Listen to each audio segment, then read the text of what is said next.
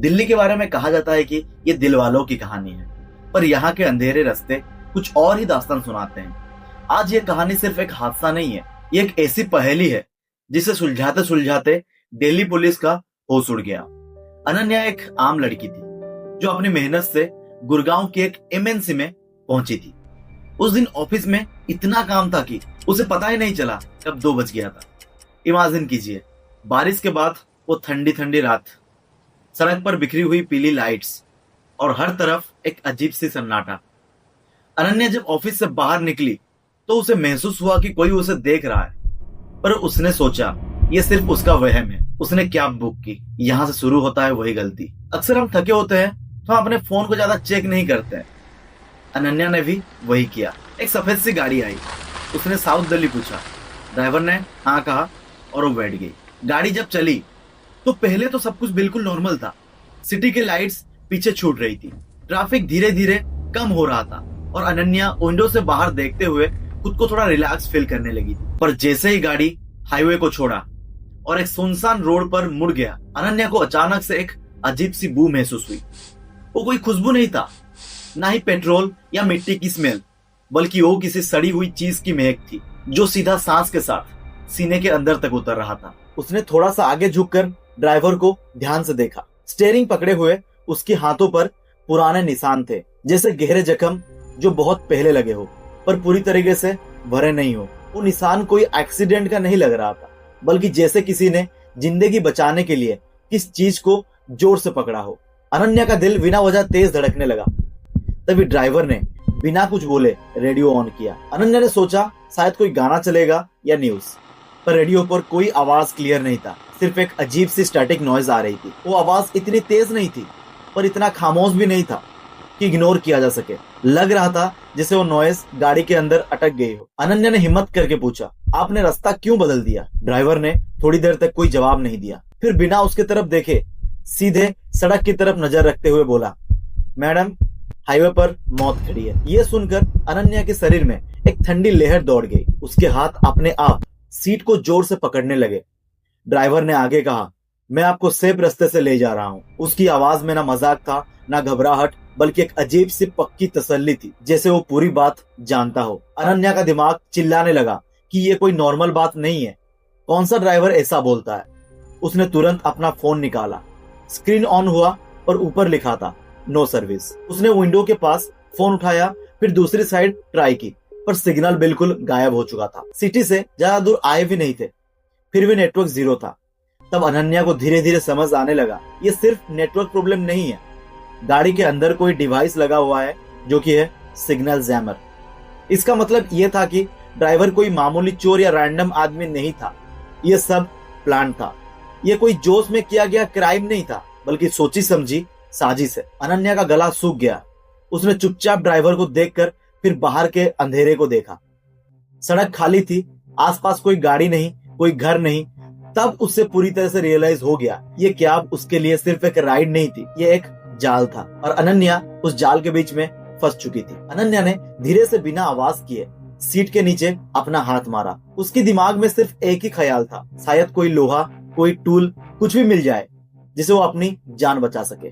उसकी उंगलियां अंधेरे में इधर उधर टटोल रही थी, पर अचानक से जो चीज उसके हाथ में आई उसे उसकी पूरी बॉडी फ्रीज हो गई। वो कोई लोहे की चीज नहीं थी, बल्कि बालों का एक गुच्छा था। एक चोटी, इंसान का बाल, लंबी, घनी और बुरी तरीके से कटी हुई, किसी लड़की का बाल। उसने तुरंत हाथ पीछे खींच लिया, जैसे किसी जिंदा चीज को छू लिया हो। उसकी सांस अटक गई थी। उसने थोड़ा सा झुककर सीट के साइड को देखा। तब उसे नजर आया खून के सूखे हुए धब्बे। नए नहीं थे, पर इतने पुराने भी नहीं लग रहे थे, जैसे किसी ने कोशिश की हो मिटाने की, पर वो पूरी तरीके से मिटा ना पाया हो। अनन्या का दिमाग चीख रहा था कि ये क्या सिर्फ एक गाड़ी नहीं है, बल्कि एक चलती फिरती कवर है। उसने डर के मारे अपनी नजर ऊपर उठाई। रेयर व्यू मिरर में देखा, ड्राइवर उसे नहीं देख रहा था। उसकी आंखें सड़क पर भी नहीं थी। वो थोड़ा सा झुककर पीछे की सीट की तरफ मुंह करके बात कर रहा था, लेकिन वहां कोई नहीं था, कोई इंसान नहीं, कोई परछाई नहीं। फिर भी ड्राइवर का चेहरा बिल्कुल ऐसे ही था जैसे कोई उसके सामने बैठा हो। ड्राइवर प्यार से धीरे धीरे बोल रहा था, देखो, आज तुम्हारे लिए मैं नया खिलौना लाया हूँ। उसका बोलने का तरीका ऐसा था जैसे वो किसी बच्चे को सरप्राइज दिखा रहा हो। अनन्या को लगा शायद वो पूरी तरीके से पागल है या किसी ड्रग का असर हो सकता है। फिर एक चीज हुई जो इस सोच को भी तोड़ दिया। अनन्या ने महसूस किया कि उसके बगल वाली सीट धीरे धीरे दब रहा है, जैसे कोई वहां बैठ रहा हो। फोम नीचे जा रहा था, सीट बेल्ट थोड़ा सा खींच रहा था। उसने आंखों के कोने से वहां देखने की कोशिश की, पर कुछ भी दिखाई नहीं दे रहा था। फिर भी प्रेशर बढ़ता जा रहा था, जैसे कोई इनविजिबल चीज उसके बिल्कुल पास आ चुकी है। अगले कुछ मिनट अनन्या के लिए वक्त नहीं था, सजा बन गया था। ड्राइवर कभी हंस के पीछे बात करता था, कभी चुप हो जाता था। रेडियो पर वही स्टैटिक नॉइज चल रही थी। गाड़ी की स्पीड कंसिस्टेंट थी, पर उसका दिल हर सेकंड तेज धड़क रहा था। उसके कान में कभी कभी लगता जैसे कोई सांस ले रहा हो, बिल्कुल उसके कान के पास। ये साइकोलॉजिकल टॉर्चर लगभग 15 मिनट तक चला। 15 मिनट जहां अनन्या ना चीख सकती थी, ना भाग सकती थी, ना किसी को कॉल कर सकती थी। सिर्फ बैठकर अपनी मौत का इंतजार कर रही थी। और फिर उसने अपना हिम्मत जुटाया। उसने समझ लिया कि अगर वो ऐसे ही बैठी रही तो ये लोग या जो भी था उसे जिंदा नहीं छोड़ेंगे। उसने अपने आप से कहा, या तो लड़ेगी या तो मरेगी। अनन्या ने अपनी पूरी हिम्मत जमा की। उसकी आंखों का डर अब गुस्से में बदलने लगा और उसी पल उसने फैसला कर लिया, अगला मूव ड्राइवर का नहीं, उसका होगा। अनन्या ने बिना एक सेकंड सोचे अपना लैपटॉप उठाया। वो हल्का नहीं था, उस वक्त उसके लिए वो सिर्फ एक चीज था, उसकी जान बचाने का जरिया। जैसे ही ड्राइवर ने थोड़ा सा पीछे मुड़कर कुछ बोलने की कोशिश की, अनन्या ने पूरी ताकत से लैपटॉप उसके सर पे दे मारा। एक भारी आवाज हुई, जैसे लोहे पर लोहा टकरा गया हो। ड्राइवर की गाड़ी से ग्रिप छूट गई, स्टीयरिंग व्हील हिल गया। गाड़ी जिगजैग करते हुए सीधा डिवाइडर से जा टकराई। टकराव इतना तेज था कि विंडो शील्ड पर दरारें आ गई। एयरबैग खुलने की आवाज हुई। अनन्या का सर डैशबोर्ड से टकराते टकराते बचा। उसके कान सुन हो गए थे, आंखों के सामने सब कुछ ब्लर दिख रहा था। पर उसने एक चीज क्लियर देखी, ड्राइवर फिर से हिल रहा था, जैसे उसे दर्द महसूस ही ना हुआ हो। अनन्या ने तुरंत गाड़ी का दरवाजा खोला। ठंडी हवा का झोंका उसके चेहरे पर लगा। उसने पीछे मुड़कर नहीं देखा, वो सीधा कूद गई। सड़क के उस तरफ खेत थे, अंधेरा, गीली मिट्टी और लंबी घास। अनन्या लड़खड़ाती हुई खेत में घुस गई। उसके जूतों के नीचे मिट्टी फिसली, उसके लंग्स जल रहे थे, सांस टूट रही थी।